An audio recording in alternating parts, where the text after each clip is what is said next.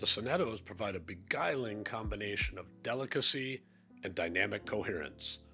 What surprised me was how well this worked on a variety of musical styles, a real rarity in my experience.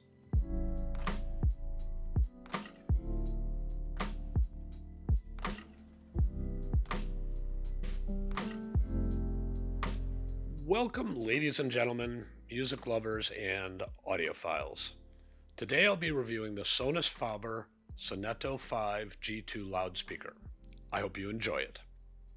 For those of you who've been around for a while, Sonus Faber is a long-standing Italian manufacturer of loudspeakers, remembered for a very musical sonic profile and gorgeous woodworking. While not inexpensive at $64.99 per pair, the new Sonetto V G2 is toward the bottom of the Sonus Faber line. That's because Sonus Faber has numerous models all the way up to $140,000 per pair. This review is part of a series we're doing on speakers between $5,000 and $10,000 per pair. Our thinking was, if you're exploring an upgrade from, say, stand mount speakers in the $2,000 to $3,000 range, seems like floor standards in this range might be where you'd look. Our goal with this series is to assist you in evaluating whether these might be worth the effort and, of course, the cash. Now, presumably you can read the internet as well as I can, but for quick reference, the Sonetto 5 is 43 inches high, 12 inches wide, and 16 inches deep. The shape is softly curved, which may help them fit in with domestic living areas. These are three-way speakers with two 6.5-inch woofers, a 6.5-inch mid-range, and a 1.1-inch tweeter. The main enclosure is ported, and the mid-range and tweeter have their own cork mini enclosure. Sensitivity is slightly above average at 89 dB, and the nominal impedance is 4 ohms, so you don't need a huge amplifier, but one with good current capabilities is really helpful. I used our reference Hagel H190V, which has 150 watts per channel rated power, and it seemed more than adequate in our 4,200 cubic foot listing room number 2. Alrighty, let's talk about sound quality. The Sonetto has a set of exceptional qualities that I shall, in short order, reveal here. But with due respect to science, I have to say that most high-quality audio products, and certainly good speakers in this price range, have a mix of attributes that make them better for some people and inferior for others. So, my job is to describe what you get with review equipment and what you don't. You still need to know how you listen and how you make trade-offs between sonic characteristics. This takes some work, but that work can be fun, and in any event, I can't do it for you. Now, let's start with impressive sonic quality number 1 that I hear with the Sonettos. A wide and deep soundstage. Soundstage is the term we use to describe how musicians are presented on a virtual stage. We don't care so much about pinpoint placement, but more about the soundstage seeming believably real so that you can focus on the music, not on the audio. The Sonettos are outstanding here with very little sense that the music is locked onto or coming from the speakers themselves. At least this is the case with good recordings. Soundstage believability was good on 80% or more of the recordings that I tried with the Sonettos. To make things clear, I have to say that this 80% figure is rather high in my experience with about 100 loudspeakers per year, because many speakers have part of the soundstage coming from the left and the right speaker more than 20% of the time. Delivering soundstage depth is another aspect of the Sonettos that impresses. I've found that speakers with the best soundstage presentation often present an image that starts slightly behind the front plane of the speakers and extends back from there. The champions in my experience here are the Linkwitz LX521s, and the Sonettos aren't too far behind. Barbara Hannigan's Infinite Voyage showed these characteristics of the Sonetto. The image begins inside the left speaker and extends to the inside of the right speaker. The players are well distributed in between. With a quartet, you'd expect some musicians behind and some in front of each other, and that's what you hear. But I must emphasize the main thing isn't precision placement. It's the sense that the music is happening in real space with an imaginable physical arrangement. Which brings us to two final imaging components worth discussing. The first is soundstage height. With some recordings, the Sonettos and many other speakers have an image that seems vertically capped at roughly the height of the speakers. Some of this may be tricks of the brain, which can see the speakers and somehow tell you that the image is in a field defined by the height of the speakers. But then I played Mazurk's extended play, and whoa! The image extended well above the speakers, well above the speakers. I found this on several other recordings. My hypothesis is that many sound engineers are just not paying enough attention to this factor, and so on some recordings you get it, and on some recordings you just don't.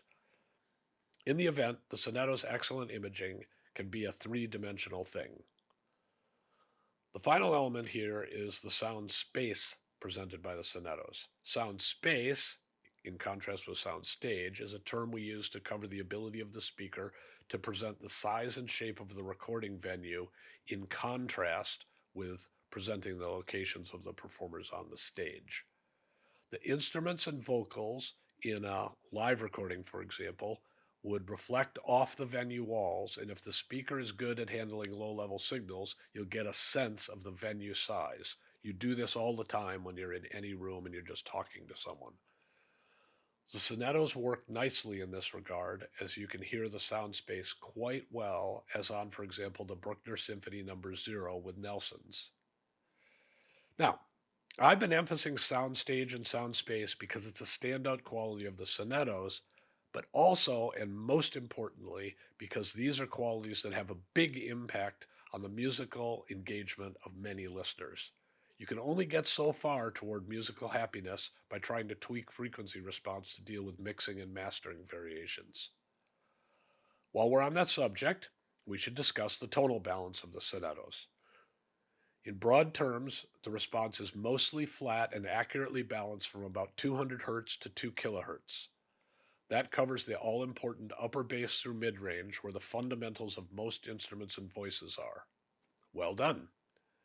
Mistakes in this area are often not as obvious as elsewhere, but they can suck some of the life out of the music. So good mid-range balance is a major, if initially subtle, asset of the Sonettos. As we get into the mid-bass and lower, I found that the Sonettos had a small bass elevation of perhaps 2 dB. I actually think this is a wise choice for many listeners because they will want a sense of a strong musical foundation, and that's one of the simpler and less distorted ways to get there. Two other elements of the bass may not work so well for you. One is that the Sonettos are ported, and this inevitably means that bass is on the rich side with a little bit of blur rather than the tight and highly defined side. Maybe 20% of listeners cannot tolerate any bass timing error, and perhaps another 20% would prefer to get definition right before getting level set to their satisfaction. Others will be quite happy with the Sonettos because they artfully prioritize level over detail. If bass is a rhythm element rather than a solo element in your music, this seems quite logical in a world of trade-offs, which is the world we actually live in. The other bass issue isn't at all unique to the Sonettos. They roll off somewhere in the mid 40 Hz range. It's really not bad compared to most other speakers, and it's fine for most acoustical instruments, but it might leave you wanting if you're a fan of electronic music or hip-hop or organ. As I suggested, this problem is true of speakers at 10x the Sonetto's price. So if you need the 30 to 40 Hz range, you may have to look carefully for a needle in a haystack speaker or be prepared to get some subs and the resulting struggle with setup. Now, let's talk about treble balance to go to the other end of the frequency spectrum. The Sonettos have what we might call a flat and wide dispersion treble range. That sounds like a good quality and mostly is, but you have to understand that some music, especially modern pop, is mixed with something between a dash and a tablespoon of extra low to mid treble. Why producers have lost their minds catering to listening on phones or crappy Bluetooth speakers is a subject for another time, but the Sonettos don't soften these mistakes. You might investigate tube amps or preamps if this is an issue in your listening. I was thrilled with the treble quality of the Sonettos on good recordings.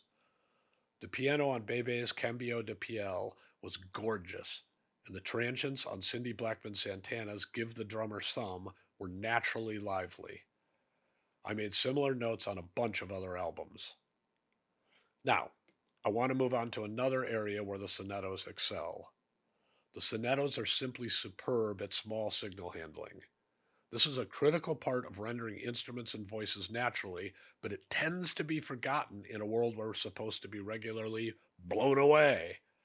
You can't have good dynamics with just the ability to play loud. Dynamics, which give life to music, are the product of contrasting both soft and loud sounds, as the artist intended. Rendering the soft sounds well, not burying them in noise or distortion or nonlinearities, is crucial, and this is what the Sonettos do. I'm pretty sure this is part of why the imaging is good, but it also means that instrumental tones seem more right. Instruments make sounds consisting of fundamentals and then overtones, multiples of the fundamental. And the overtones decay in volume. So to get the beauty of a Les Paul through a Fender Vibrolux reverb or the power and subtlety of a Bosendorfer 290, you need to hear the small overtones.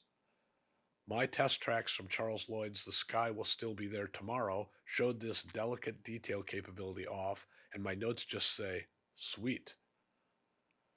Another strong element of the Sonettos is their friendliness to older recordings. If you listen to classic jazz or classical or classic rock, this might surprise you. It did me. I've already covered some classical recordings, but if you take a good late 70s jazz rock recording like Steely Dan's Gaucho, the sound is tight and clear and warm. Switching to New Order's Power, Corruption, and Lies, I noted a very good balance and great definition. LCD Sound System's American Dream was enjoyable, but you hear the compression on this recording, a key point being that the Sonetto's rendering of old recordings still won't fix errors made way back when. Another example of this is Cannonball Adderley's Something Else. The soundstage width was a bit smaller than on a modern recording, but with a deep stage and excellent tonality, so it was very enjoyable. Summary point is that the Sonettos made the inevitable errors and differences in older recordings less annoying and just kind of an interesting fact. A comparison with the Audio Vector QR5 SE may also be instructive. If you remember, if you watched it, I was quite positive about the Audio Vectors. By comparison, I'd say the QR5s deliver tight rhythmic drive to a greater degree than the Sonettos, but the Sonettos offer a bigger stage and reveal more detail and nuance. All right, let's summarize. The Sonus Faber Sonetto V G2 is a wonderful speaker for the right listener. It does well with power music, but if bombast and drive and high levels are critical for you, I think you'll want to look elsewhere. On the other hand, if believable soundstage and natural dynamic detail on a wide variety of music floats your boat, this one is truly special. I hope you've enjoyed this review. If you have, please check in the description for a link to sign up for our weekly newsletter, and we hope to see you again soon. Thanks for watching.